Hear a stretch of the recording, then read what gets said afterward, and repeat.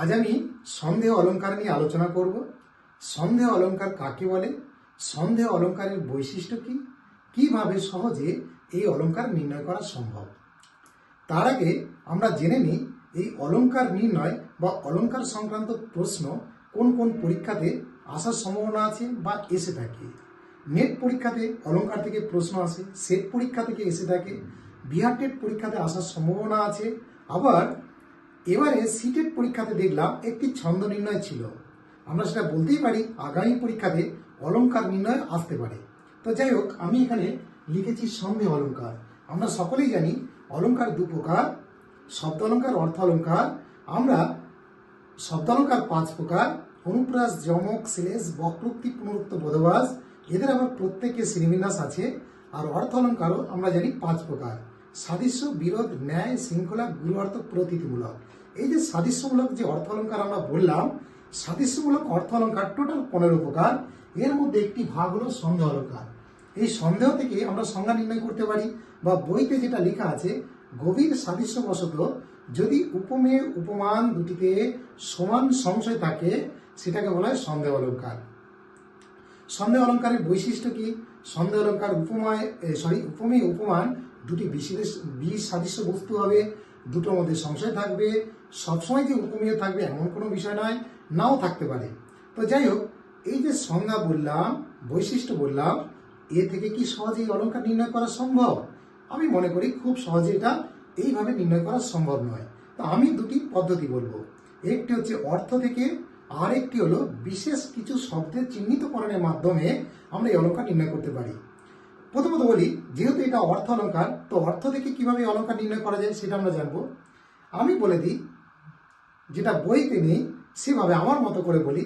এই অলঙ্কার নির্ণয় করার দুটি পদ্ধতি। একটি হলো অর্থ থেকে, যেমন যে বাক্যের মধ্যে বা যে বাক্য পড়ে আমরা যদি সঠিক উত্তর বা সিদ্ধান্তে পৌঁছাতে না পারি সেটা সন্দেহ অলঙ্কার। যেমন আমরা বলতে পারি, ও কি সাদা মেঘ, আমি একটি এক্সাম্পল লিখেছি। ও কি সাদা মেঘ, নাকি সাদা পাখি নীল আকাশে উড়ে চলে, নাকি অবসর রমণীর শ্বেত বসন ভাসিয়া যায় আকাশ গঙ্গা জল। আকাশ গঙ্গা জলে। এখানে প্রশ্ন হলো, আকাশ গঙ্গা জলে কে ভেসে যায়? সাদা মেঘ, সাদা পাখি, বা রমণীর শ্বেত বসন। তিনটেই হতে পারে। সঠিক সিদ্ধান্তে আমরা আসতে পারলাম না, এই যে সঠিক উত্তর আমরা জানলাম না, এ থেকে বলতে পারি এটা একটা সন্দেহ অলঙ্কার। কিন্তু এটাও জটিল। এর চাইতেও সহজ পদ্ধতি আছে।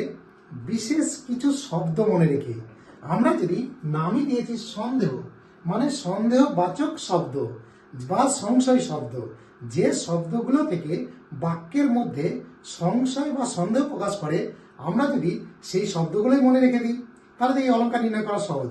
যেমন কি, কি কিংবা অথবা নাকি, কি কিংবা অথবা নাকি। আবার বলি, কি কিংবা অথবা নাকি। আমি লিখেছি কি কিংবা অথবা নাকি। এই চারটে যদি কোনো বাক্যে থাকে, মানে কাব্যের বাক্যে থাকে, আমরা সাধারণত ধরেই নিতে পারবো এটা সন্দেহ অলঙ্কার। তার মানে এই নয় ব্যতিক্রম নেই, ব্যতিক্রম থাকতে পারে। তো দেখে নিই এই অলঙ্কারের মধ্যে এই চারটের বা যে কোনো একটি সন্দেহ সূচক শব্দ আছে কি নেই। ও কি সাদা মেঘ, নাকি সাদা পাখি। এই যে নাকি আছে, ও কি সাদা মেঘ, নাকি সাদা পাখি নীল আকাশে উড়ে চলে।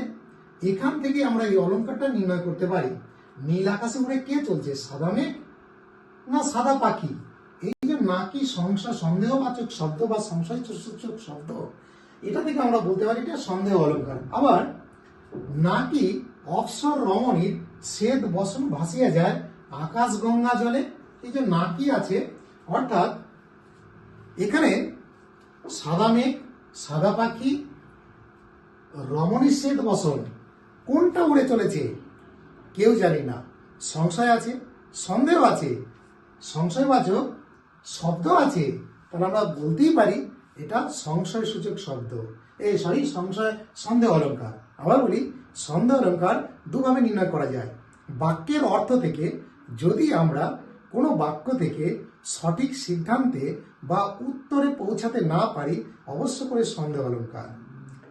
আবার কিছু শব্দ থেকে যে শব্দগুলো সন্দেহবাচক বা সংশয়সূচক শব্দ, সেই শব্দগুলো যদি বাক্যাংশে থাকে, সেটা থেকে আমরা সহজেই সিদ্ধান্তে পৌঁছাতে পারি যেটা সন্দেহ অলংকার।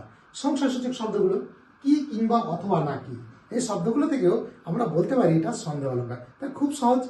কিন্তু বইতে যেটা লেখা আছে গভীর সাদৃশ্যবশত উপমেয় উপমানের মধ্যে যদি গভীর সংশয় থাকে, সেটা সন্দেহ অলংকার। আবার বলি, বইতে যেটা লেখা আছে সেটা পড়ে যদি আমরা অলংকার নির্ণয় করতে যাই, ভুল হতে পারে, অনেক কঠিন, অনেক সময়ের প্রয়োজন হতে পারে। কিন্তু আমি যেভাবে বললাম, অর্থ এবং শব্দ দুভাবে এই অলংকার নির্ণয় করা যায়। তাই যে কোনো অলংকারের নির্ণয়ের ক্ষেত্রে যদি আমরা স্মার্টলি পড়ালেখা করি, বা সহজে আমরা এই অলংকার নির্ণয় করতে পারি।